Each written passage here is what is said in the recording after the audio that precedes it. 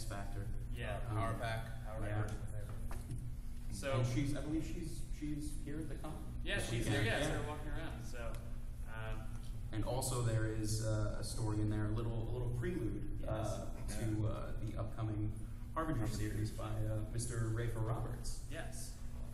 Rafer, you want to take it away? Tell the good people what's going on with Harbinger Renegades? Sure. You want to talk about that little preview before? Sure. A little tease, and then we'll jump right into the series. Because it was one of those things, and I get these phone calls a lot when talking with my editors at Valiant, when they call and tell me the artist that they have teamed me up with on this one. And for the preview, it was Colleen Duran, who I've been a huge fan of for a very long time. And in the same way as when they told me that Derek Robertson was going to be drawing the regular series, it was basically just a string of expletives, as I was just so excited and then immediately nervous about working with somebody I've been a fan of for so long. But with the Harbinger Renegades coming out, working with Derek, which will be out in November, it's been absolutely incredible, just the creative process in telling the continuing stories of these kids who went up against the world's greatest supervillain, defeated him, but in defeating him also lost. They lost one of their teammates. They unleashed all of Harada's secrets onto the world, making the world worse, and then dealing with their own guilt and the worldwide repercussions of their own. Naive is a word, but also like maybe idealistic actions in the past. So now it's 6 months later, they've had some time to lick their wounds. Maybe not so much that they're eager to get back out there and start being superheroes again, but well enough that they can look at the world and see that it needs them and how they have to overcome their own. In perhaps Chris's case, who's the lone human of the group, she went to prison, has some PTSD, guilt associated with it, how she has to overcome that. Peter, who we see here in these gorgeous pages. Yes. I've actually made these my wallpaper on my phone, by the way. Peter, the pill-popping, mind-controlling superhero. Who we last saw at the end of Harbinger Omegas. Yeah, he went out into space, and we have not seen him since. Yeah, and this is him. Maybe he's healthy enough to come back to Earth. That's to be determined. But yeah, and then Faith, who we've been talking about before, is really the only one who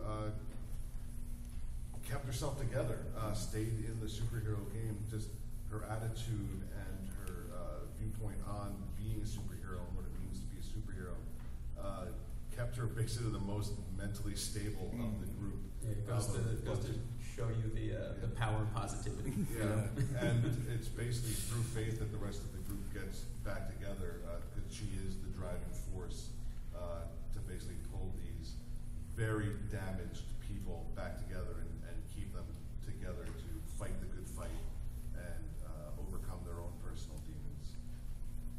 Could you tell us a little about the other member, Torque? Yes. In your interviews, you've said so many interesting things about him. Oh, I love Torque. He is, from a writer standpoint, he's very fun to write such just a douchebag. He is so wonderful. He just is like the worst thing, and then just from that standpoint of just to torture him a little bit too, because he's such the biggest numbskull, but at the same time he's just like the embodiment of kind of like that toxic masculinity, where inside he is just a broken child, and he projects this shell, this very what his idea of what being a man is like, and just it's so toxic and detrimental in terms of forming relationships with other people that like I don't try to, when I write, have such accurate, like just on point metaphors in terms of characters, but he really is just 100% so much fun to write in that aspect, and just like the contradiction of who he is inside and who he projects himself to be in the world is wonderful. And just being able to deal with like the reality TV star aspect of him, and kind of poking fun at the media and hero worship from a more shallow standpoint than, say, from Faith, who is more deserving of the accolades because she goes out there and saves people, actually does good works, versus Torque, who drinks a lot at a bar and a camera follows him around. So there's the different aspect of hero worship versus deserved accolades versus the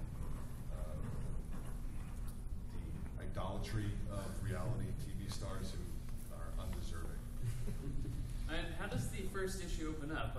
What are the Harbinger Renegades are going to be tackling in this first arc? Oh yeah, the villains from Harbinger are basically created from the overthrow of the Harbinger Foundation. All of Harada's secrets have been exposed to the world, including the activation of potential psiots.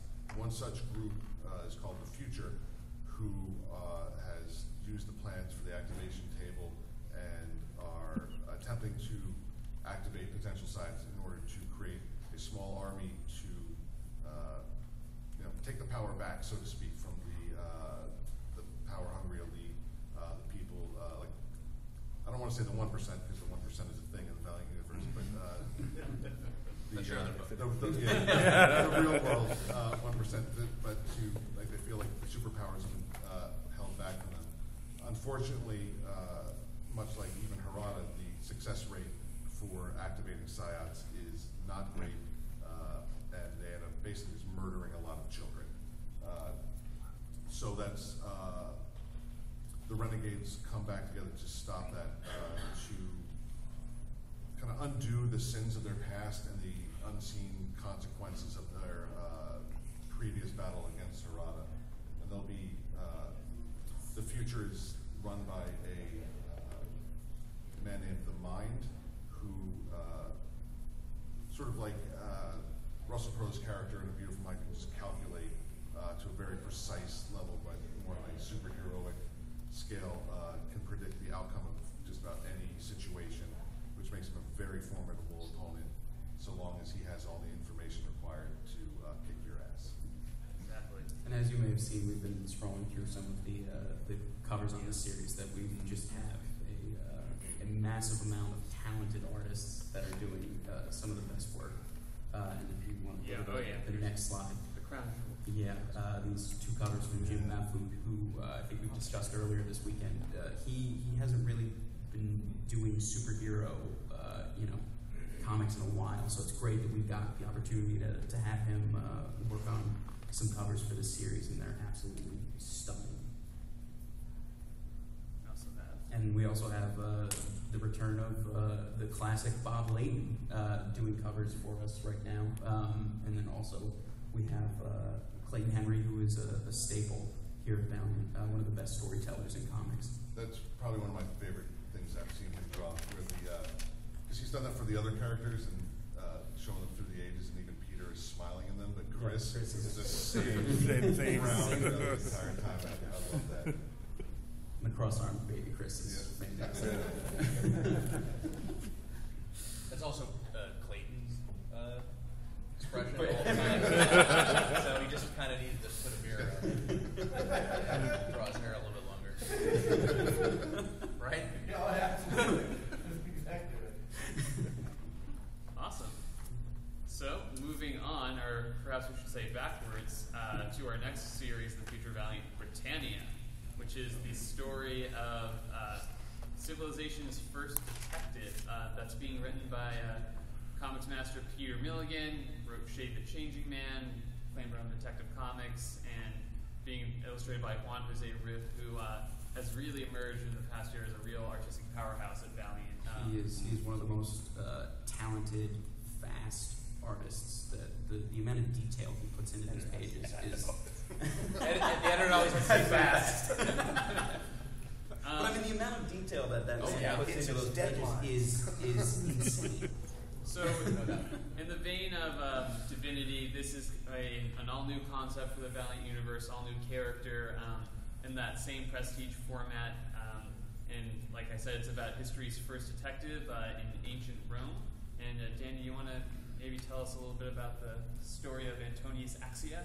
When I read the script, I couldn't imagine that we could get the amount of detail, and it's an interesting book.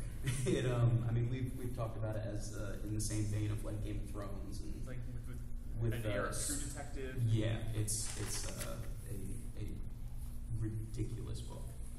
So essentially, there's this man, Antonius Axia. He is a Roman legionnaire, and the story starts 5 years ago from where the main narrative opens up, and he rescues a member of the Vestal Virgins.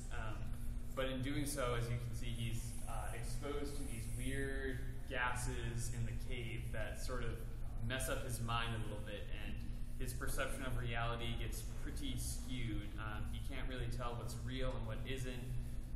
So then fast forward 5 years when we open up, under the rule of Emperor Nero, he has his Roman legionnaires out in the sort of savage, barbaric lands of Britannia. And he's getting these reports from his soldiers that there are all these weird killings going on, soldiers are disappearing, there might be rumors of monsters lurking about. So he enlists Antonius, who, by the way, as history's first detective, has a bit of controversy around him. At this point, people think that everything that happens is ruled by the fates. Things happen because this is how the gods will it. Whereas Antonius is a man who analyzes things from a much more procedural process. He looks at things as cause and effect, not just saying like, well, I guess it's what the gods wanted. He actually takes things with a closer look. And they don't even have the word detective yet. He is called a detectionaire. Detectionaire. So he's like, you're our brightest mind in Britannia. Go figure it out, see what's going on. So Antonius reluctantly goes out there, and he is once again experiencing these intense hallucinations that may be real or may actually be reality. That's sort of the fun with it. You don't know what's real and what isn't. And I mean, this projector is not doing the art justice. If you guys see online and when the book comes out, I believe we just sent it to the printer last week, so we'll be hitting stores in about 2 weeks. Especially with Jordy doing color. That's what I was just about to say. Jordy, who is one of the most talented colorists in this industry, and her over One Husband Rip, it's beautiful. Yeah, and it's definitely going to be one of our more dark series. I think we're really pushing the envelope on what you would expect from a Valiant comic with this series. So we're really excited. It's very intense, brutal, visceral action. I mean, just these covers alone are kind of haunting just to look at. So we're really excited for this title. Absolutely. So next is Mr. Danny Kazam's baby, Yes. Ninjak, Colin King. This is What's going on, Ninjak? Yeah, Matt Kint, as always. Ninjak is his favorite character, and the way we work with him on this book, sometimes, and he's said this often. He's like, he forgets that it's a character that we as Valiant have. Sometimes he just feels like it's his own creator-owned baby, because he's just so passionate about it.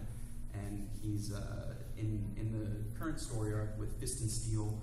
We are, if any of you guys read Book of Death or the one-shot for Ninjak, we're kind of delving back into that relationship of these two guys who, in modern Valiant, have a little bit of a hate relationship. They're not too friendly, but you start to see years later that these guys are tried and true, like best friends. One is the Fist, one is the Steel, and they are coming together to uncover some interesting stuff in the Valiant universe future. It's one of the most fun books to work on. Ninjak is one of our favorite characters in the office. He's what would you say Ninjak is? What is in comparison to to give an analog to We normally say if James Bond and Black Widow had a baby and then they let Bruce Wayne raise him. That's normally what we go over. He is one of like a skilled marksman, detective, but is also a bit of a jerk and kind of revels in being standoffish and having a sarcastic attitude. So he's not the best with relationships, whether it's friendships or what have you. So seeing this run it gives you a little bit of hope for Ninjak with his relationships. Yeah. So Fist in the Steel started with issue 18. Issue 19 is coming out next week. I believe so. Yes.